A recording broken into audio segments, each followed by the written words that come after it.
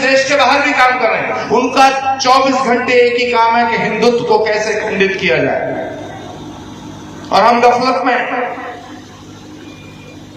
500 साल का संघर्ष समाप्त करके अयोध्या में मंदिर का निर्माण हुआ। 500 साल लड़ाई, लेकिन कभी आपने सोचा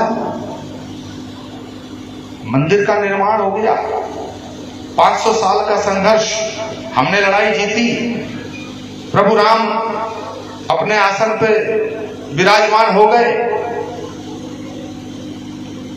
अब हम पता इस स्थिति में आ गए हैं, अब मंदिर बन गया।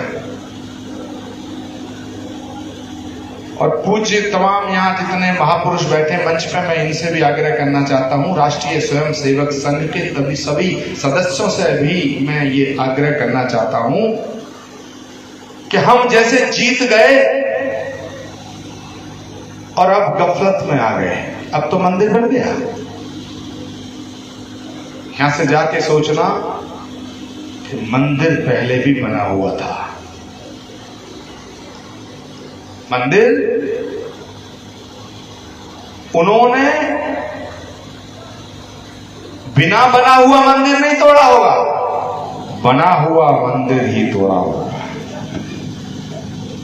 इसका मतलब मंदिर बना हुआ था, सोमनाथ का मंदिर बना हुआ था, काशी मथुरा बने हुए थे, और संभल का भी मंदिर तोड़ा गया, वो भी बना हुआ था। तो जब 1000 साल 500 साल पहले जब देश समृद्धशाली भी था, शक्तिशाली भी था, तब मंदिर तोड़ तोड़ के मस्जिदें बनाई गई, तो आगे आने वाले समय में तुम कैसे कह सकते हो कि हमने मंदिर बना दिया, अब खामोशी से अपने घर सोए। ये 2 सवाल आपके बीच में छोड़ के जा रहा हूं कि बहुत बड़े सवाल हैं, बहुत बड़े सवाल हैं। हिंदू जागृत हुआ, राम मंदिर बना, हिंदू जागृत हुआ, काशी मथुरा का आंदोलन चल रहा है, हिंदू जागृत हुआ तो सनातन का ध्वज फहराने लगा, हिंदू जागृत हुआ तो पूरी दुनिया भारत की तरफ देखने लगी, हिंदू जागृत हुआ तो सनातन प्रेमियों की सरकार बनी, हिंदू जागृत हुआ तो देश को एक ऐसा प्रधानमंत्री मिला जिसने सनातन के ध्वज को ऊंचा किया। लेकिन अब कुछ लोग हिंदुत्व को मिटाना चाहते हैं। हिंदुत्व को मिटाने के लिए ये जानना पड़ेगा कि हिंदुत्व है क्या।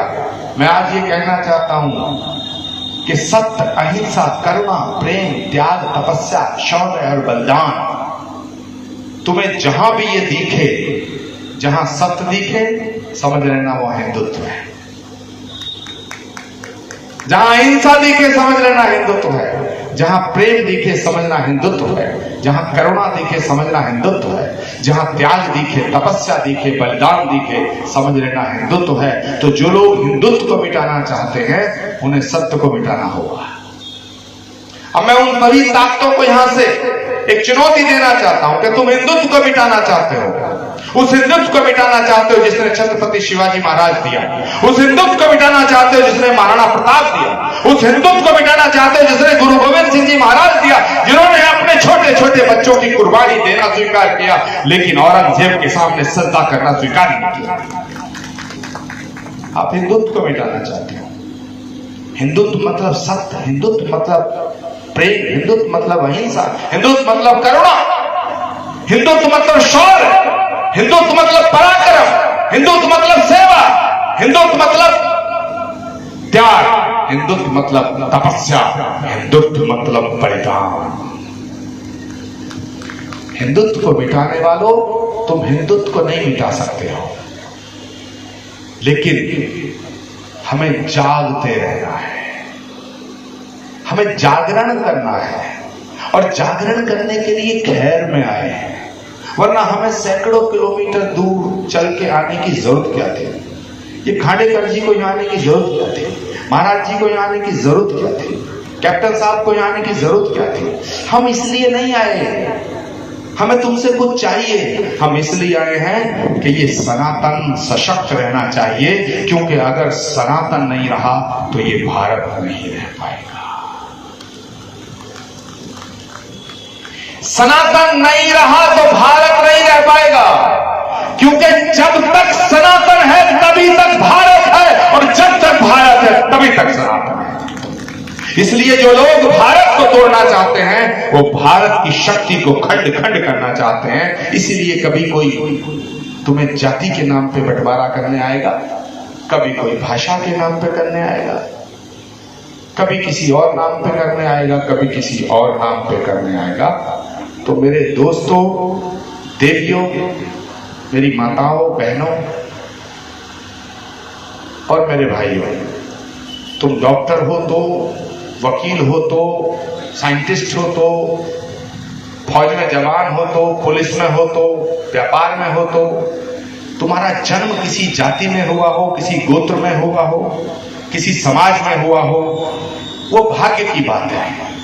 अगर तुम जाट के घर में पैदा हुए तुम्हारे भाग्य का सब विषय है, तुम ब्राह्मण के घर पैदा हुए तुम्हारे भाग्य का विषय है, तुम राजपूत के घर में पैदा हुए तुम्हारे भाग्य का विषय है, तुम वैश्य के घर में पैदा हुए तुम्हारे भाग्य का विषय है, तुम अगड़े बने या पिछड़े ये तुम्हारे भाग्य और प्रारब्ध का विषय है, लेकिन तुम हिंदू हो ये तुम्हारे सौभाग्य का विषय है, ये तुम्हारे सौभाग्य का विषय है। मैं आपके बीच में आया, अपनी बातों को रखा। हो सकता है कोई बात आपको छोटी मोटी उसमें बुरी भी लगी हो, मैं उसके लिए क्षमा नहीं मांगूंगा, क्योंकि मैं अपने अनुभव पर बोल रहा हूं। अगर बुरी लगी हो तब भी वो बात से मैं पीछे नहीं हटूंगा, और अगर अच्छी लगी हो तो जरा हाथ खड़े करके मेरा समर्थन कर दो, और मुट्ठी बंद करके, इस हाथ नीचे मत करना, मुट्ठी बांध करके, दोनों हाथ खड़े करके इस रामलीला मैदान से वो उद्घोष होना चाहिए जो हमें लगे कि हमारा आना सार्थक हुआ, हमारा तुम्हारा सुनना सार्थक हुआ, और हमारा सुनाना सार्थक हुआ। भारत माता की, भारत